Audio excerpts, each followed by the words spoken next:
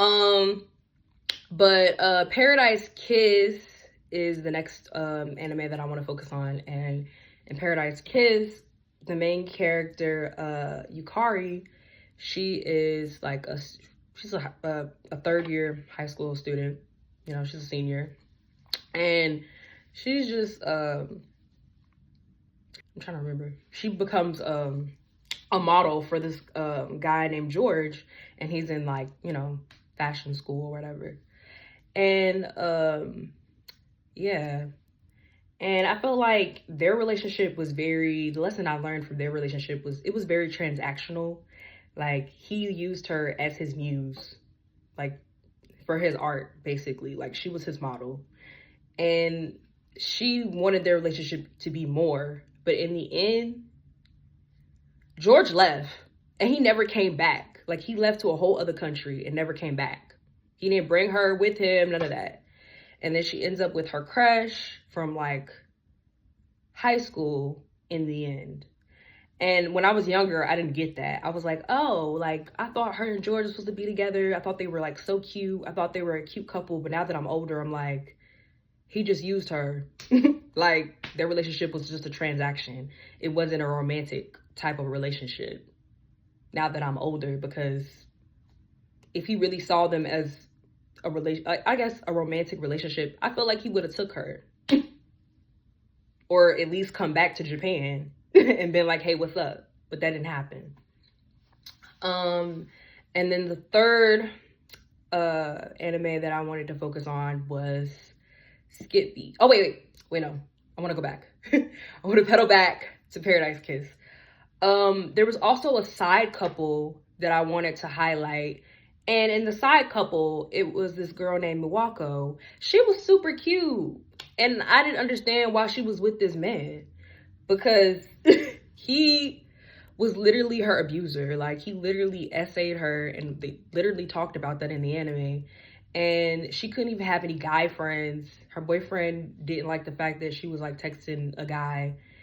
And I guess because she would realize that he ain't crap and that she actually could do better than him. I feel like that was what it was. That was what it was about.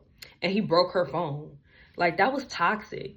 But as a kid, that was the only relationship that I realized as toxic, when George and Yukari was toxic as well. But as a child, I hadn't realized that until now that I'm older. But yeah, those are the lessons that I've learned from that, like toxic relationships.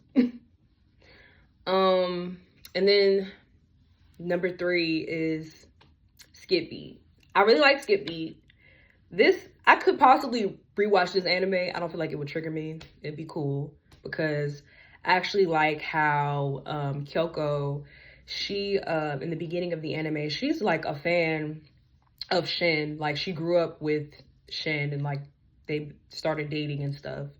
And then she comes home one day and then like she finds out, like I feel like he was on the phone with some other girl or something like that. She finds out like, you know, he cheated on her, and he basically says like, I'm leaving you. I made it big as a star. I don't need you no more. Cause she was basically supporting him like as like his biggest fan and all that. And like now that he made it big, he don't need her no more. And so she cuts off her hair and dyes it orange. And then she was like, you know what? I'm gonna take my revenge on him, and I'm gonna be a big star. Like, let's watch and see me be a big star. I'm gonna be the best actress and blow him out the water. And she does. She becomes a great actress. And then he wants to come over and be in her face, talk about some, oh yeah, let's get back together. Like, get out of her face, please. But I feel like that Skip Beat really taught me, like, you know, just be you. Like she literally gained her self-worth. Like she really picked her own self up. Like no one had to grab her hand and be like, girl, you need self-esteem or anything like that. Like she just knew who she was. And I really liked that. But yeah, I feel like no other shoujo really had it like that, where it's just like, girl, pick yourself up. And I haven't finished, I would add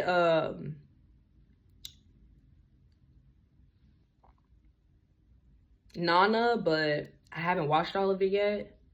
So yeah. But Nana's on there with the Lover Girl Leaf. She's on there. But yeah. I just think like the lessons that I've learned from those animes regarding like love and romance is like, girl, don't wait for no Prince Charming. Just mind your business. Like, I don't like me personally. I don't think love is for everybody. Like romantic relationships, it's not for everybody. It's not. I've seen it time from time. It's not for everybody, and I hate when people be like, "You'll find somebody. You'll find somebody." Like, girl, get out of my face. Like, I don't think everybody's meant to be with somebody romantically. Like, some people, maybe their love is just their friends and family. Like, I don't know. Like, I don't see it for everybody to be in a romantic relationship, especially when I've seen relationships. I've learned from relationships. I mean, I know these are just animes, but I've learned from these animes that like, you know, relationships really weren't sprinkles and rainbows like how I always imagined.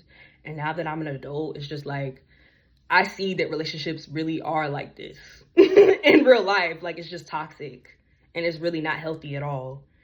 And I I want healthy relationships. Like I don't want to be in a cycle of like toxicity in my life. So yeah, like what I was talking about earlier with the people that are were always attracted to me. Like I'm tired of those people in my life. I just want better. Like, and I don't understand why it's always like that. So yeah, I'm just gonna keep on being me and just glow up, girl. Mind your business.